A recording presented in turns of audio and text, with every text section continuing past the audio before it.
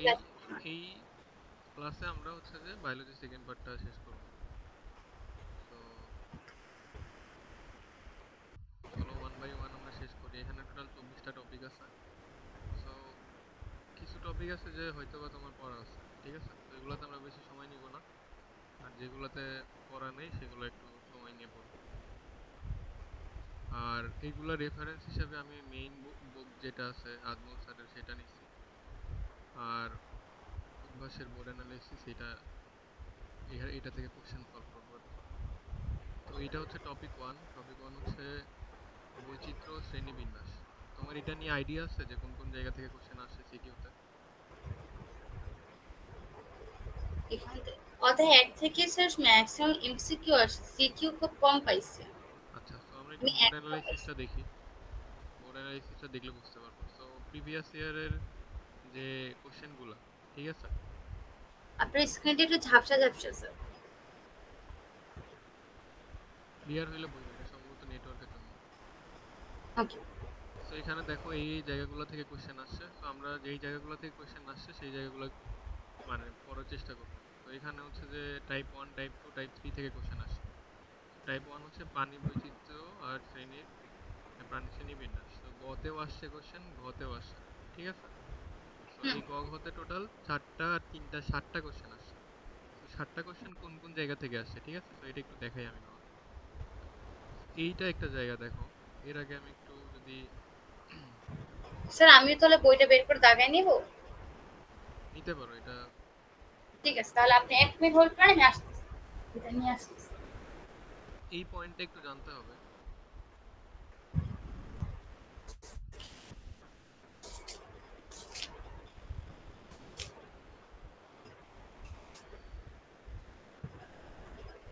আচ্ছা, এখানে দেখো, এক্সকিউজ মি এখানে বলছে ঝাপসা যে আসলে একটু বেসিস অফ সমস্যা। অ্যানিমেল ক্লাসিফিকেশন, ঠিক আছে?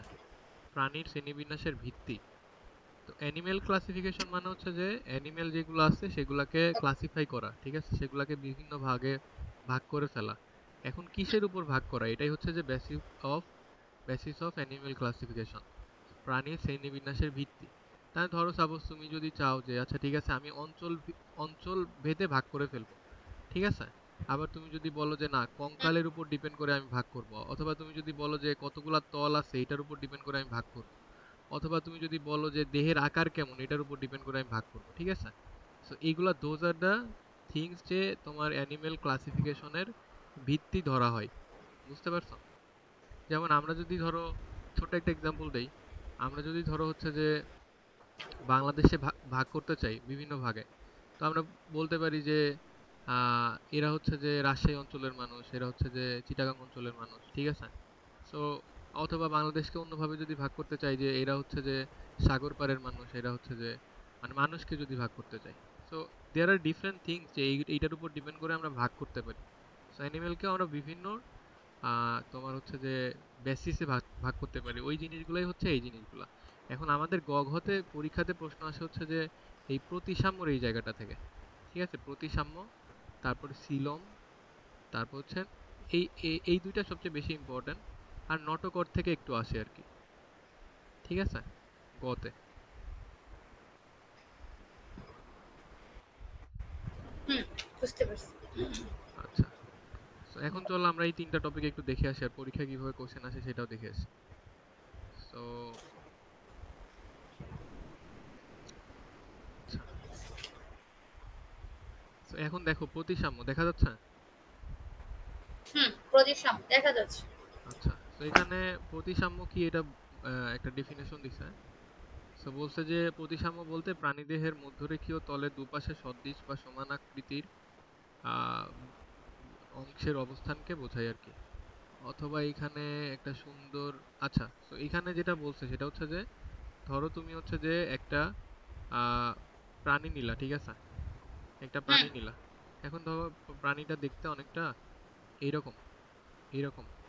এখন যদি তুমি মাঝখান দিয়ে ভাগ স্যার করে দাও, উপরেরটা আপনি যে স্ক্রিনে লিখতেছেন ওটা দেখা যাচ্ছে না। মানে অল্প অর্ধেক দেখা যাচ্ছে।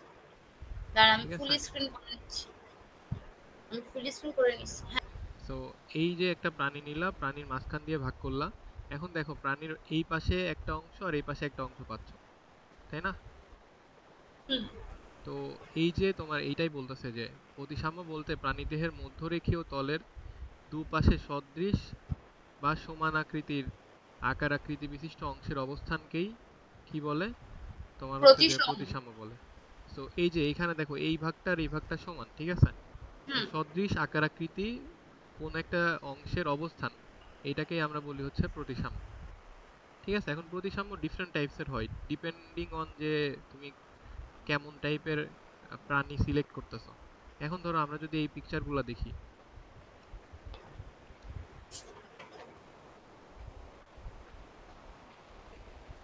তো আমরা যদি এই পিকচারগুলো দেখি, এই যে দেখো এখানে আমরা একটা পিকচার দেখতে পারতেছি। এই পিকচারটা হচ্ছে যে তোমার হলো মানে একটু গোল টাইপের, তাই না? তো হুম। এটাও কিন্তু একটা প্রাণী, তো এইটাকে আমরা বলি হচ্ছে গোলীয় প্রতিসাম্য, তো এটাকে বলা হয় ভলভক্স এই প্রাণীটার নাম। এরকম আরেকটা প্রাণী আছে হচ্ছে রেডিওলারিয়া। আরেকটা বলা প্রাণী আছে হচ্ছে যে হেলিওজোয়া। তো হেলিওজোয়া, ভলভক্স আর রেডিওলারিয়া এই তিনটা হচ্ছে গোলীয় প্রতিসাম্যের উদাহরণ। গোলীয় প্রতিসাম্য কাকে বলে এটা যদি বলি, একটি গোলককে, গোলক মানে ফুটবলের মতো আর কি, একটি হুম। গোলককে যেভাবে কেন্দ্রের মধ্যে দিয়ে অতিক্রান্ত যে কোনো তল বরাবর সদৃশ বা সমান অংশের ভাগ, কেন্দ্রের মধ্যে দিয়ে যে কোনো তল বরাবর সদৃশ বা সমান অংশের ভাগকেই আমরা বলি হচ্ছে গোলীয় প্রতিসাম্য। আর গোলীয় প্রতিসাম্যের উদাহরণ কি? ভলভক্স, রেডিওলারিয়া আর হচ্ছে হেলিজোয়া। বুঝতে পারছো? হুম। এরকম আরো কিছু প্রতিসাম্য আছে, আমরা যদি ডিফাইন করি তাহলে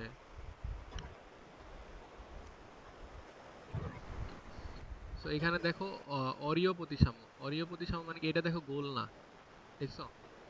তো হ্যাঁ। গোল না হলে কি তাকে ভাগ করা যাবে না? অবশ্যই ভাগ করা যাবে। এখন হ্যাঁ। ধরো সাপোজ এই যে হাইড্রা দেখতে পারতেছো, এখন হাইড্রাকে যদি আমি এইভাবে ভাগ করি তাহলে কি হবে? অরিও হবে। আমি যদি হাইড্রাকে এইভাবে ভাগ করি তাহলে হাইড্রার মাথা এক পাশে যাবে আর পা এক পাশে যাবে না? আরেক পাশে যাবে। তাহলে হুম। দেখো মাথা একরকম আর পা একরকম, তো এখানে আমি তোমার হচ্ছে সদৃশ ভাগ পাবো না।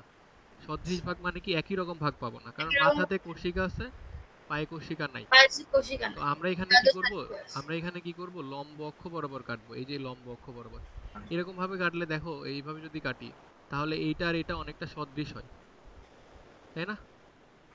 মানে এই জি। পাশটা আর এই পাশটা অনেকটা সদৃশ হয়। তো দেখো অরীয় প্রতিসাম্যতে কি বলছে, কোন প্রাণীর দেহকে যদি কেন্দ্রীয় লম্ব অক্ষ, এই যে লম্ব অক্ষ বরাবর কেটে সদৃশ দুইয়ের বেশি সংখ্যক অর্ধাংশ পাওয়া যায় তখন তাকে আমরা অরীয় প্রতিসাম্য বলি। এটার উদাহরণ হচ্ছে hydra, jellyfish. Jellyfish, sea anemone এগুলো আর কি। সো এটা হচ্ছে যে তোমার সদৃশ প্রতিসাম্য, কি বলে, অরীয় প্রতিসাম্য। ঠিক আছে, এরপরে আছে হচ্ছে দ্বি অরীয় প্রতিসাম্য। দ্বি অরীয় প্রতিসাম্য মানে বুঝতে পারতেছো যে এখানে বেশি পাওয়া যাবে আর কি। অরীয় প্রতিসাম্য যদি এরকম হয় যে তোমার হচ্ছে যে স্যার আপনি একটু জোরে বললে ভালো হতো, মানে আপনার হ্যাঁ, কথা শুনতে পাচ্ছ? শুনতে পাচ্ছি, আপনার কথা আমি এখনো শুনতে পাচ্ছি। একটু যদি আপনি হ্যালো, একটু আওয়াজটা একটু বাড়াইতেন তাহলে ভালো হতো। আওয়াজ তো কারণ বাড়ানো যায় না, আমাকে জোরে বলতে হবে, দাঁড়াও আমি চেষ্টা তাহলে করতেছি একটু আর আপনি কাইন্ডলি একটু তাহলে জোরে বলুন। আচ্ছা, সো এই গোলীয় প্রতিসাম্য ও দ্বি অরীয় প্রতিসাম্য বুঝতে পারছো? না, দ্বিঅরীয় প্রতিসাম্যটা বুঝতে পারিনি, ওটা আপনি আচ্ছা বুঝিয়ে দেন। আচ্ছা, এরপরে আসি যে অরিও। তোমার আচ্ছা আসতেছি, দাঁড়াও।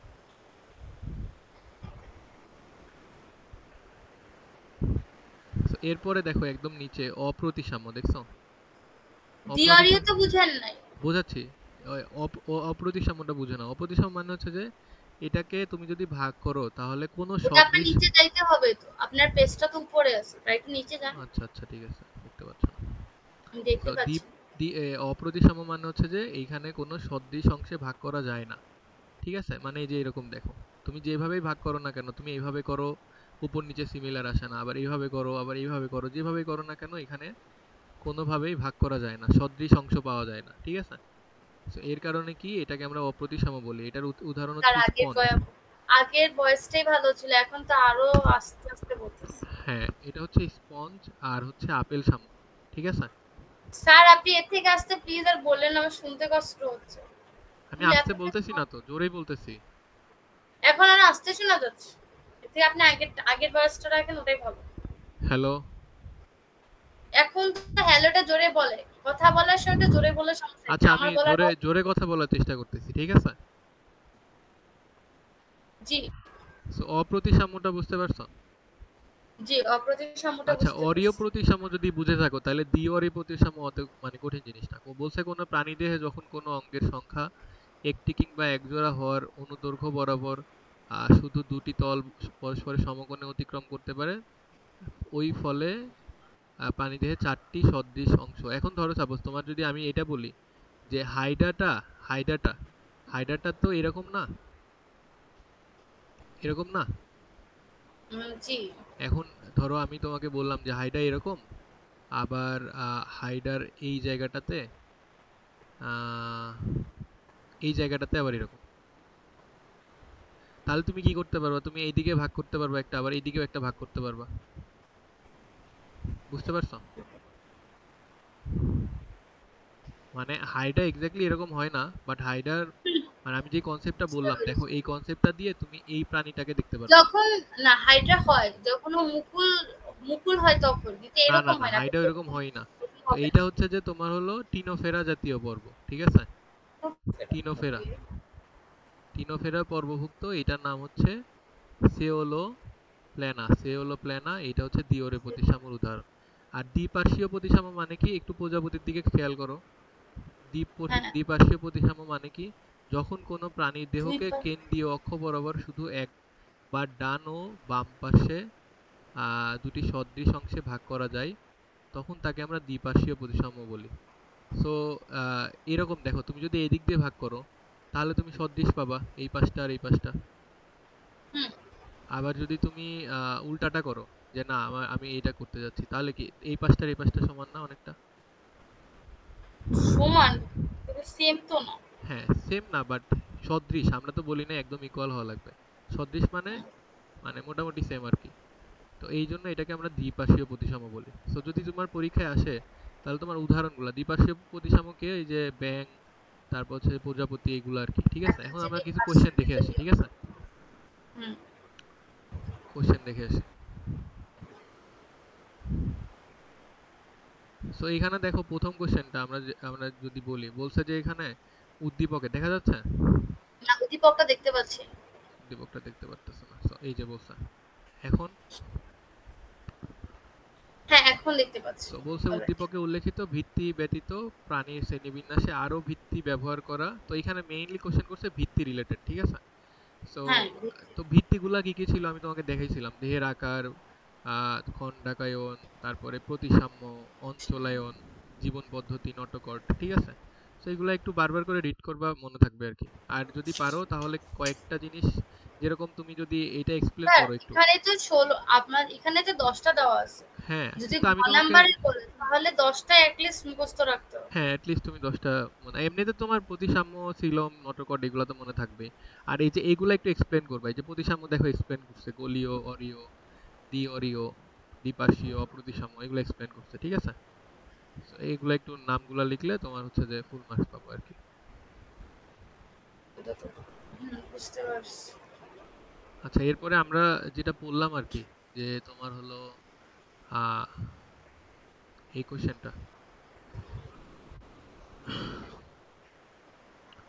এই কোশ্চেনটা ৫ নাম্বার কোশ্চেন।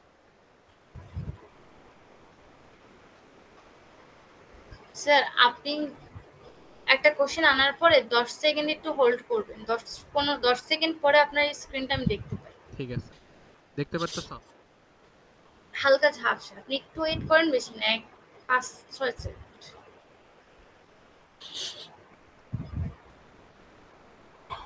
তো এখানে বলছে যে উদ্দীপকের শেষাক্ত উক্তিটি বিশ্লেষণ করো। শেষে কি বলছে? বিভিন্ন প্রাণীর ভিন্ন ভিন্ন ধরনের প্রতিসাম্যতা প্রতিসাম্যতা পরিলক্ষিত হয়। পরিলক্ষিত। তো প্রতিসাম্যতা মেইনলি এখানে মানে তোমাকে করতে বলছে আর কি, যে স্যার এক্সপ্লেন এখানে করতে তো বলছে। প্রতিসাম্যতাকে যে ভ্যারাইটি যেটা আছে, গোলীয় প্রতিসাম্য, হ্যাঁ, অরীয় এখন দেখো প্রতিসাম্য, অ্যানসারটা খেয়াল করো। তো প্রতিসাম্যতা বলতে কি বোঝায় এটা একটু লিখছে এখানে, ঠিক আছে? প্রতিসাম্যতা বলতে কি বোঝায়, এরপরে কি বিভিন্ন ধরনের প্রতিসাম্যতা এক্সপ্লেন করছে, গোলীয়, অরীয়, দ্বি-অরীয়, দ্বিপার্শ্বীয়, অপ্রতিসাম্য। বুঝতে পারছো? বুঝতে পারছি।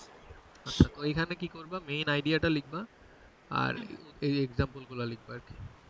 এক্সাম্পল যদি আমার একটা করে মাথায় থাকে তাহলে এটাতে গতে লিখতে পারবো একটা বা দুটো। হ্যাঁ, অ্যাট লিস্ট একটা করে মাথায় রাখতে হবে।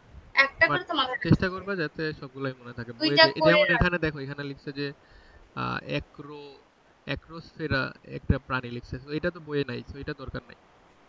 ঠিক স্যার আছে, এটা আমার বই আছে। ও তোমার বই আছে, আচ্ছা তাহলে মনে হয় বই আপডেট হয়েছে আর কি। তো যদি থাকে তাহলে দিবা আর কি। তো এইটা হচ্ছে সেটা যে তোমার আইডিয়া আর কি। রেডিওলার আছে না, হ্যাঁ, ওটারই একটা মানে ওটারই একটা টাইপ, মানে ওটার আচ্ছা বুঝতে উদাহরণ। পারছি। তো এখানে আমি তোমাকে হচ্ছে যে কি বলে আহ, একটা আইডিয়া দিলাম যে প্রতিসার মধ্যে থেকে কোশ্চেন আসে, তারপরে আবার আমি দাগাইছিলাম, মনে আছে কিনা তোমার, যে সিলম থেকে কোশ্চেন আসে। ঠিক আছে, ছিল। সিলম থেকে, এই টাইপেরই আরেকটা জায়গা সিলম। সিলম তো হাইড্রার তো থাকে।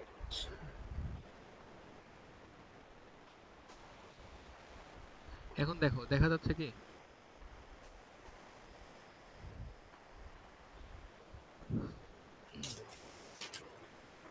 সিলম দেখতে পাচ্তেছ?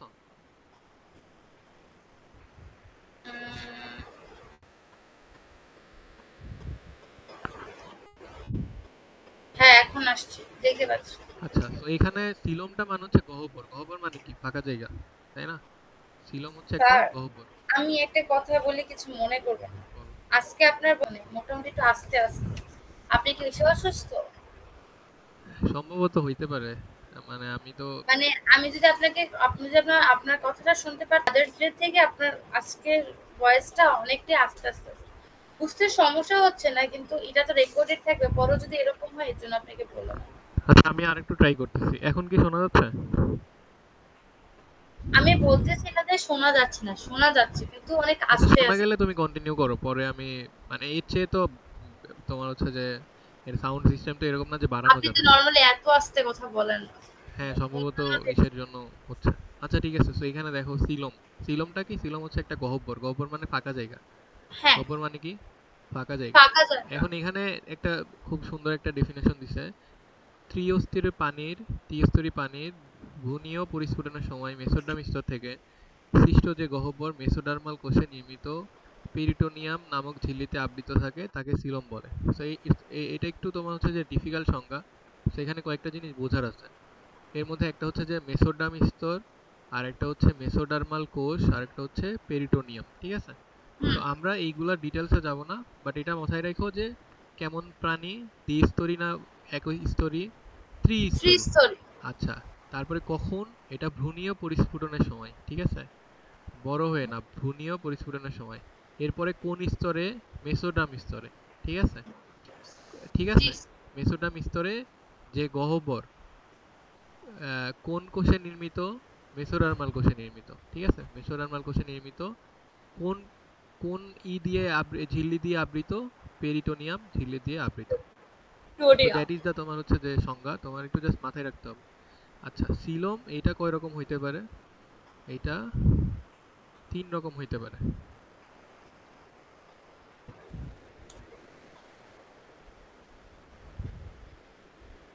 তো কি কি হইতে পারে? Acoelomate, acoelomate. ঠিক আছে, অ্যাসিড। অ্যাসিলোমেট, আর হচ্ছে হইতে পারে সুডোসিলোমেট, আর একটা হচ্ছে যে ইউসিলোমেট। ঠিক আছে, তো অ্যাসিলোমেট মানে এ মানে হচ্ছে যে না, এ মানে কি? না। না। অ্যাসিলোমেট মানে হচ্ছে যে সিলোম না এরকম, সিলোম বাদে হয়তো বা অন্য কিছু থাকে, বাট সিলোম না, সিলোম নাই এটাতে। এইগুলা কোনগুলা পর্বের মধ্যে থাকে? পরিফেরা, নিডারিয়া, টিনোফোরা, ঠিক আছে, প্লাটিহেলমিনথিস, এগুলো আর কি। সেফালোপোডাটা, সরি সরি না, সেফালোকর্ডাটা, এটা কর্ডাটা সরি। না, মানে সেফালোকর্ডাটা এখানে আসবে না। এটা হচ্ছে পর্বর কথা বলতেছি, সেফালোকর্ডাটা তো উপপর্ব, তাই না? কর্ডাটা উপপর্ব, মেইন। হ্যাঁ, সরি। আচ্ছা। আচ্ছা, আর হ্যাঁ সুডোসিলোমেট মানে কি? দেখতেছি। সুডো মানে হচ্ছে মিথ্যা। সুডো মানে কি? মিথ্যা। তার মানে সিলোমটা শুধু তুমি দেখতে পারবা, স্যার বাট আমি না আপনার কথাটা বুঝতে পারতেছি না। মানে বেঁধে আসতেছে। আস্তে আস্তে স্যার একটু বেঁধে আসলেও আমি বুঝতে পারবো, কিন্তু আপনার কথাটা অনেক আস্তে আস্তে। আচ্ছা, আপনি সুডোসিলোমেট মানে বিশ্বাস হচ্ছে যে, করেন কিনা করতে আমি জানি আচ্ছা না। সুডোসিলোমেট মানে হচ্ছে মিথ্যা। সুডো মানে হচ্ছে মিথ্যা, বুঝছো? মিথ্যা। হ্যাঁ, মিথ্যা। তার মানে এটা হয়তোবা আছে, বাট এটা হচ্ছে মিথ্যা মিথ্যা আছে, মানে একদম তুমি অ্যাক্টিভলি বলতে পারবা না। যে ধরো সাপোজ একজন হচ্ছে যে জিজ্ঞেস করলো যে তুমি আমাকে ভালোবাসো কিনা, তো ওর ওর যদি অ্যাসিলোমেট থাকে যে না না না না আমি ভালোবাসি না, কিন্তু ওর যদি সুডোসিলোমেট থাকে তাহলে ও হ্যাঁও বলবে না, ও নাও বলবে না। বুঝছো, মানে হয়তো বা একটু আছে, মানে এরকম আর কি। ঝুলায় রাখবে। হ্যাঁ। চুলাই রাখো। আচ্ছা, সো সুডোসিলোমেট মানে হচ্ছে যে মানে মিথ্যা মিথ্যা আছে আর কি। সুবিধাবাদী বুঝতে পারছো? জি জি। আর ইউসিলোমেট মানে আসলেই আছে। এখন দেখো আসলে চ্যাপ্টা ক্রিমির দিকে যদি তুমি তাকাও, তাহলে এখান থেকে যদি তুমি একটা কোষ নাও, এই কোষের মধ্যে তুমি দেখবা যে তিনটা স্তর: একটোডাম, এন্ডোডাম, মেসোডাম। এই একটো মানে হচ্ছে যে বাইরের স্তর, একটো মানে কি বাইরের বাইরের স্তর। আর এন্ডো, এন্ডো মানে আমরা যদি ইনডোর, মাঝখানে ইনডোর মানে হচ্ছে ভেতরের, একদম ভেতরের, অন্তরের। ঠিক আছে, এন্ডোডাম মানে হচ্ছে অন্তরের। এক আর অন্তর মেসোডাম মানে হচ্ছে মাঝের স্তর। ঠিক আছে, মেসোডাম মানে কি মাঝের মাঝের স্তর। সো তুমি যদি একটু দেখো যে এইখানে অ্যাসিলোমেটে কোনো ফাঁকা জায়গা আছে কিনা, আর এইখানে কোনো ফাঁকা জায়গা আছে কিনা। তো দেখবা যে এই জায়গাগুলো ফাঁকা না, এই যে এই হ্যাঁ জায়গাগুলো। তো এই জন্য এটাকে আমরা বলতেছি ইউসিলোমেট। ঠিক আছে। আর এইখানে দেখো এইটা হচ্ছে যে এখানে কোনো ফাঁকা জায়গায় নাই অ্যাসিলোমেটের জন্য। হ্যাঁ, তো এইটাই হচ্ছে ইউসিলোমেট, বিকজ এখানে ফাঁকা জায়গা আছে। বুঝতে পারছো? স্যার আর ওই যে মাঝখানে ওটা আছে ওইটাকে কেন ধরবে না? এইটা সুডোসিলোমেট, না চ্যাপ্টা ক্রিমি যেটা উপরেরটায় চ্যাপ্টা অ্যাসিড ক্রিমি। এইটা ওইটারে তো এইটা মাঝখানে এটা হ্যাঁ। তো এন্ডোডাম। এন্ডোডামের ভেতরে ফাঁকা জায়গাটাকে কাউন্ট করি না আমরা, এটা এন্ডোডাম। ও এন্ডোডাম আর মানে মেইনলি ফাঁকা জায়গাটা থাকা লাগবে হচ্ছে মেসোড্রামে। তুমি যদি সংজ্ঞাটা পড়ে মেসোডার্ম। থাকো, সংজ্ঞাটা পড়ে থাকো তাহলে সংজ্ঞাটাতে কি লেখা ছিল? তার ওখানে ছিল ত্রিস্তরী প্রাণীর ভ্রূণীয় হলো এই যে স্যার দেখো এখানে লেখা আছে, এখানে দেখো লেখা আছে মেসোডার্মাল কোষে, দেখছো? মেসোডার্মাল কোষ। মেসোডার্মাল কোষে এখানে একদম সংজ্ঞার মধ্যেই ডেফিনেশনটা দেওয়া আছে। তো এটা কি মেসোডার্মাল বুঝতে পারছো মানে সিলোমটা? তো চলো আমরা এটা কোশ্চেন সলভ করে আসি। তো আমরা থিওরি পড়বো, কোশ্চেন সলভ করবো, কোশ্চেন পরে আইডিয়াটা নিব, এটাই হচ্ছে আমাদের টার্গেট। সো এইখানে বলছে যে আহ, উদ্দীপকের বাক্যটি বিশ্লেষণ করো। শেষ বাক্যটি, শেষ বাক্যটি কি যে সিলোমের ভিত্তিতে প্রাণী জগৎকে শ্রেণীবিন্যাস করা হয়েছে। তো সিলোমের ভিত্তিতে করা হয়েছে, আমরা তো জানি এটা নাকি। তো হ্যাঁ এখানে সিলোমের সংজ্ঞাটা প্রথমে দিছে, এই যে সিলোম কাকে বলে। ঠিক আছে, এটা দিছে। তো আমরা সিলোমের সংজ্ঞাটা যেহেতু একটু ডিফিকাল্ট সংজ্ঞা, তো আমরা চেষ্টা করবো যে এটা মনে রাখার জন্য যে কেমন প্রাণী, ত্রিস্তরী প্রাণী, কখন ত্রিস্তরী ভ্রূণীয় পরিস্ফুটনের সময়, কোন স্তরে, মেসোড্রাম স্তরে। ঠিক আছে। তারপরে তোমার হচ্ছে যে কোন কোষে, গহ্বর হচ্ছে মেসোডার্মাল কোষে। মেসোডার্মাল কোন ঝিল্লি দ্বারা আবৃত থাকে, পেরিটোনিয়াম ঝিল্লি। তো আমরা পেরিটোনিয়াম। 5টা কোশ্চেন করব, তারপরে আমরা অ্যানসারটা করব। ঠিক আছে, 5টা কোশ্চেন করে অ্যানসারটা করব, তারপরে আমরা এখানে এই যে অ্যাসিলোমেটের তোমার হচ্ছে যে একটা কি বলে আহ, তোমার হচ্ছে যে ব্যাখ্যা দিব আর কি এরপরে। আর সবচেয়ে ভালো হয় যদি তুমি চিত্রটা আঁকাও, তাহলে স্যার আইডিয়া পেয়ে যাবে তুমি।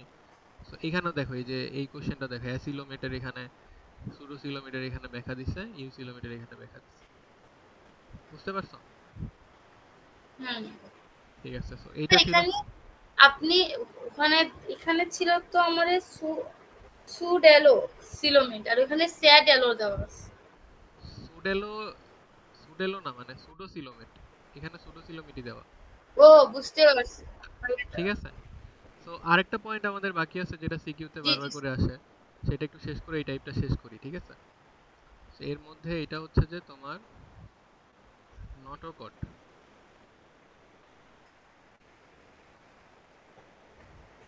9 নাম্বার পৃষ্ঠা। সো এইখানে এটা তেমন ইম্পর্টেন্ট না, একবার আসছে আর কি কোশ্চেনে, সো আমি একটু দেখাই দিই।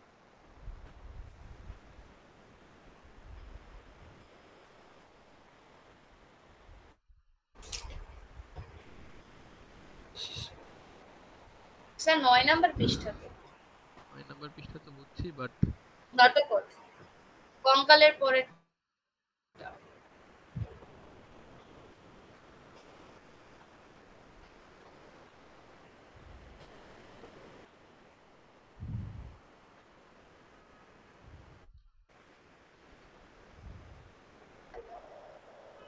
এইখানে দেখো বলছে নটোকট। ঠিক আছে, এই যে এই পয়েন্টটা। স্যার একটু ওয়েট করেন, একটু ওয়েট করেন। হ্যাঁ, ঠিক আছে।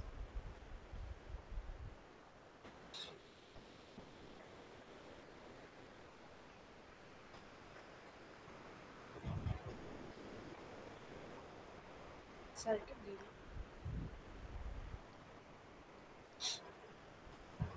এবার স্ক্রিনটা একটু জুম করেন। আসছে, ইয়াটা আসছে, এটা জুম করে, নটোকডের উপরে জুম করে, উপরে না নিচে, নিচে নটোকডের উপরে জুম করে, যাতে আমি দেখতে পারি। সেখানে নটকটের উপর জুমটা হচ্ছে না, বুঝছো? তো এই এই দুইটা জিনিস দেখলেই বুঝতে আচ্ছা পারবে। ঠিক আছে। তো নটকটটা হচ্ছে কি যে প্রতিসাম্যটা কি ছিল, প্রতিসাম্য ছিল হচ্ছে যে কোন একটা মানে প্রাণীকে তুমি তোমার হচ্ছে যে একটা অক্ষ বরাবর তুমি কেটে ফেলবা, আচ্ছা তো প্রতিসাম, সদৃশ দৃশ্য না, আমি তোমাকে মনে করাই দিচ্ছি যেহেতু আমরা প্রতিসাম্য আর সিলম পড়লাম। তো প্রতিসাম্য প্রতিসাম্য ছিল, তো বুঝতে পারছি, হ্যাঁ, আবার বুঝতে সিলমও পারছি আমরা তারপর। বুঝছি। এখন নটকটটা হচ্ছে যে তোমার হলো এই যে আমি যদি হ্যাঁ তোমাকে জুম আউট করে দেখাই, একটু যদি উপরে যাই, যদি জুম আউট করে দেখাই, So, একটু তোমাকে কষ্ট করে দেখতে হবে আর কি, এটা প্রপারলি জুম হচ্ছে না। তো এটা হচ্ছে একটা হ্যাঁ আমি দেখতে এই কমপ্লিটলি একটা দ্বন্দ্বর মতো আর কি, একটা দ্বন্দ্ব। দ্বন্দ্ব মানে কি, একটা তোমার হচ্ছে যে ই আর কি, কি বলে, লাঠির মতো।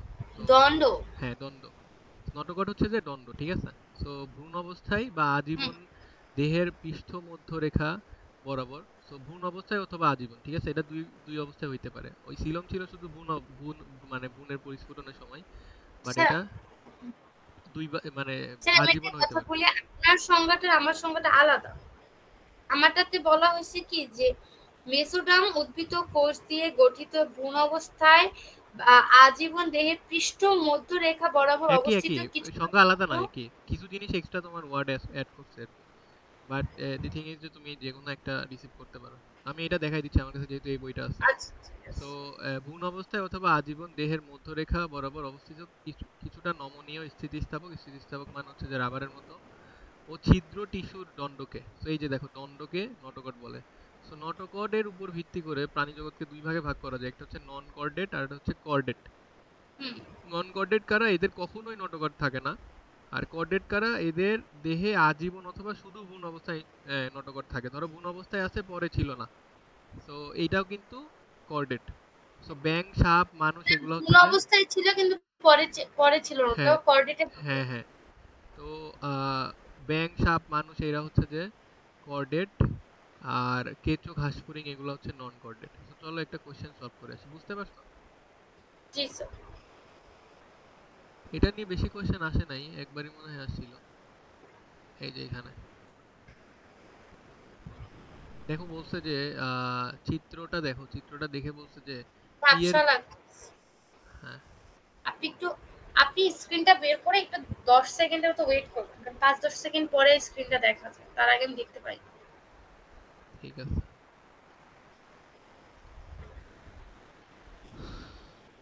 স্যার এখন তো আপনি বইয়ে আছেন, বই থেকে না কোশ্চেনে যাবেন? হ্যাঁ, কোশ্চেনে আসছে। তো এই এই চিত্রের মধ্যে পিটা দেওয়া আছে, সো পিটা হচ্ছে নটোকট। তো এই এই যে কিভাবে পিটা নটোকট, এটা আমরা একটু টাইপ 3 তে গিয়ে দেখবো, ঠিক আছে। ঠিক তো আছে। এইটার গুরুত্বটা এখানে আলোচনা করা হয়েছে আর কি, টাইপস গুলো আলোচনা করা হয়েছে। এখন আমি তোমাকে কোশ্চেন দেখাবো, তুমি হচ্ছে যে অ্যানসার করার চেষ্টা করবে। ঠিক আছে, এই যে এই কোশ্চেনটা, দাঁড়ান একটু ওয়েট করেন, আসতে থাকুক, আমি তারপরে বলতে পারবো। হ্যাঁ এখন দেখতে পাচ্ছি, লেখা আছে জীববিজ্ঞানের দুটি ল্যাবের ও উদ্দীপক লিখিত প্রথম চার্টের শ্রেণীবিন্যাসটি। জীববিজ্ঞান ল্যাবে দুটি চার্ট টাঙানো আছে, তার প্রথমটি হচ্ছে প্রতিসাম্যতা উপর ভিত্তি করে প্রাণী শ্রেণীবিন্যাসের চার্ট। প্রাণীর শ্রেণীবিন্যাস তার মানে মানে নটকট। দেখো বলছে এখানে উদ্দীপকে উল্লেখিত আহ, প্রথম চার্টের শ্রেণীবিন্যাস। প্রথম চার্টটা কি, যে জীববিজ্ঞান ল্যাবে দুটি চার্ট টাঙানো আছে, প্রথম চার্ট টাঙানো চার্টটা হচ্ছে আছে। প্রতিসাম্যতার উপর ভিত্তি করে, প্রতিসাম্যতার উপর ভিত্তি করে প্রথম চার্টটা, তো তার মানে ওইটা আমার তো প্রতিসাম্যতা ব্যাখ্যা করতে হবে, ঠিক আছে। প্রতিসাম্য। আচ্ছা, পরের কোশ্চেনটা দেখাই। প্রতিসাম্য, প্রতিসাম্যটা কোনটার মধ্যে পড়ছে আমি একটু দেখতে পারি, একটু দাঁড়ান একটু। এই কোশ্চেনটা দেখো। উদ্দীপকে উল্লিখিত কি জানি এটা, হ্যাঁ, উদ্দীপকে উল্লিখিত ভিত্তি ব্যতীত ব্যতীত প্রাণীর শ্রেণীবিন্যাসে আরো ভিত্তি ব্যবহার করা হয়েছে, বিশ্লেষণ করো। উদ্দীপকে উল্লিখিত ব্যতীত বিশাল প্রাণীজগৎকে তাদের জীবের পৃষ্ঠীয় নিরেট একটি বিশেষ ঘটনার উপস্থিতির উপর ভিত্তি করে শ্রেণীবিন্যাস করা হয়েছে। স্যার ওটা কি লিখছে আমি তো, আপনি আরেকটু জুম করেন না কাইন্ডলি, একটু বেশি, একটু হালকা একটু জুম করেন। ভার্টিব্রেটদের মধ্যে প্রথম উষ্ণ রক্তবিশিষ্ট দলটি মেরু অঞ্চল সহ পৃথিবীর সমস্ত প্রাকৃতিক পরিবেশে বিস্তৃত। দেখো এখানে কি বলছে, বলছে যে উদ্দীপকে উল্লেখিত ভিত্তি ব্যতীত মানে কয়েকটা ভিত্তি এখানে বলে দিচ্ছে, ঠিক আছে? যেমন বিশাল প্রাণী জগৎকে তাদের জীবনে পৃষ্ঠীয় নিরেট একটি বিশেষ স্যার গঠনের। পৃষ্ঠীয় নিরেট মানে কি? পৃষ্ঠীয় নিরেট মানে হচ্ছে যে তোমার হলো নটোকট। নটকট। হ্যাঁ, তো একটি বিশেষ গঠনের উপস্থিতির উপর ভিত্তি করে শ্রেণীবিন্যাস করা হয়েছে। আহ, বলছে যে এইটা ব্যতীত শ্রেণীবিন্যাসে আরো ভিত্তি রয়েছে, তাই না? তো আরো জি। ভিত্তি আছে না, প্রতিসাম্য আছে, সিলোম আছে, সেগুলো এক্সপ্লেন করবা। হুম। আচ্ছা, এরপরে সো এটা পড়ো।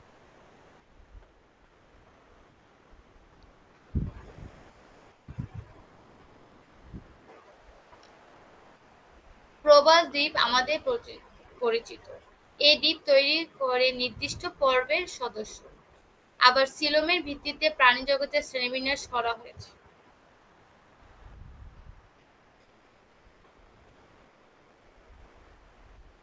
উদ্দীপকের শেষ বাক্যটি বিশ্লেষণ করো। সিলোমের ভিত্তিতে প্রাণী জগতের শ্রেণীবিন্যাস মানে সিলোম যেটা ছিল, সিলোম তো শুনতে পাচ্ছেন স্যার? হ্যাঁ হ্যাঁ, শুনতে পাচ্ছি তো। সিলোমের যে তিনটা ভাগ ছিল, ওই তিনটা ভাগ সিলোম প্লাস সিলোমের তিনটা ভাগ বর্ণনা করতে বলতেছে। ঠিক আছে, বুঝতে পারছো, তো এইগুলাই তোমার কোশ্চেনে আসবে। বাকি কোশ্চেনগুলো একটু দেখে নিও। ঠিক আছে।